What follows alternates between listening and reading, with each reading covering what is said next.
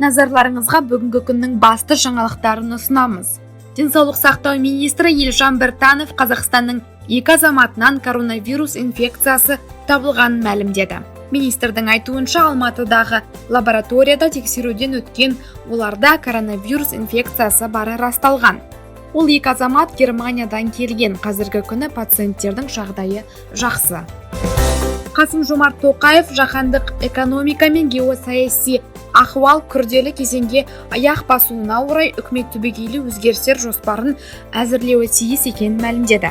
Бұл туралы мемлекет басшысы Twitter парақшасында хабарлады. Қайрат Иматұлы Сынтаев Қазақстан Республикасы ішкі істер министрінің орынбасары қызметіне тағайындалды. Сондай-ақ Бағдат Батырбекұлы Мусин Қазақстан Республикасы президентінің цифрландыру және инновациялық технологиялар жөніндегі кеңесшісі қызметіне тағайындалды. Президент мемлекеттік органдарды жекелеген тауарлардың сұранысына дүрбелең тудырмай, бос үрей мен алып қашпа сөздің алдын алу үшін ақпараттық түсіндіру жұмыстарын белсенді жүргізуге, оның ішінде әлеуметтік желілерге айрықша көңіл бөлуге шақырды. Үкімет басшылары Қазақстан Ресей және Қазақстан Беларусь сауда-экономикалық және инвестициялық ынтымақтастығының өзекті мәселелерін, сондай-ақ Еуразиялық экономикалық одақ аясындағы өзара іс-қимылды талқылады. 70 мыңға жуық адам коронавирустан жазылды. Қоғамда коронавирус індетіне қатысты үрей көбейіп келеді. Бұл әсіресе дүниежүзілік денсаулық сақтау ұйымының COVID-2019 вирусын жаһандық пандемия деген шешімімен күшейе түсті. Әлем бойынша індетке шалдыққандар саны 120 мыңнан асса, Джонс Хопкинс университеті мәліметі бойынша олардың 68.324-і аурудан құлан-таза айыққан. Мажарстанның Сегет қаласында қазақтың ұлы ақыны Абай Құнанбайұлының 175 жылдығына арналған Абай оқулары өтті. Іс-шара барысында осы жылы 1150 жылдық аталып өтетін ғұлама философ Әбу Насыр әл-Фарабидің де мұрасы талқыланды. Қытайда жағдай жақсы жағына өзгеріп келеді. Бұл туралы Қытай Халық Республикасының Алматы қаласындағы бас консулдығының қызметкерлері Егемен Қазақстан газеті үшін арнайы мәлімдеді.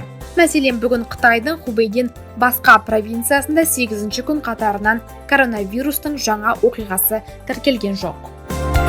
Елорда дәріханаларына 100 мың медициналық маска келінеді.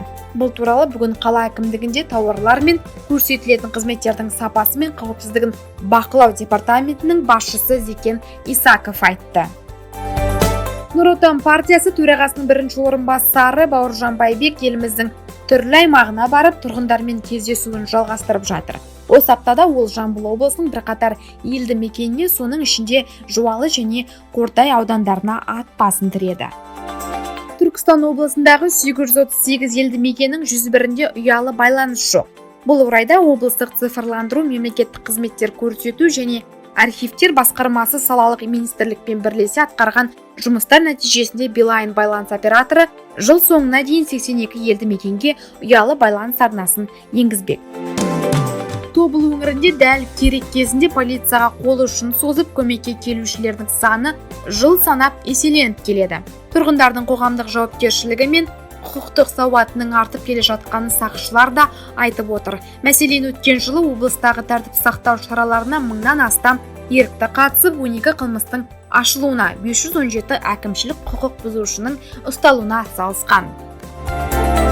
Мұхтар Әуезов атындағы Оңтүстік Қазақстан мемлекеттік университетінде ақпараттық ағартушылық штабының мүшесі, Шымкент Адалдық алаңы жобалық кеңсесінің басшысы, Шымкент қаласы әкімінің штаттан тыс кеңесшісі Төлебаев студент жастарымен кездесті. Былтырғы маусымның қорытындысы бойынша Қазақстан ұлттық құрамасы мен Алматының Қайрат клубының мүшесі Игита ең үздік қақпашы атануы мүмкін. 33 жастағы Бразилияның Рио-де-Жанейро қаласының тумасының шын есімі Леонардо де Мела Вейера Лейта екенін айта кетейік. Германияның трансфер-маркет веб-сайты таратқан мәліметке сенсек, Астана клубы ойыншыларының жалпы құны 26,165 миллион евроны құрап отыр. Алматының Қайрат клубы ойыншыларының жалпы құны 22,125 миллион евроны құрайды. КПЛ-дегі құны жоғары командалардың үштігін Қостанайдың Тобылы қорытындылап отыр.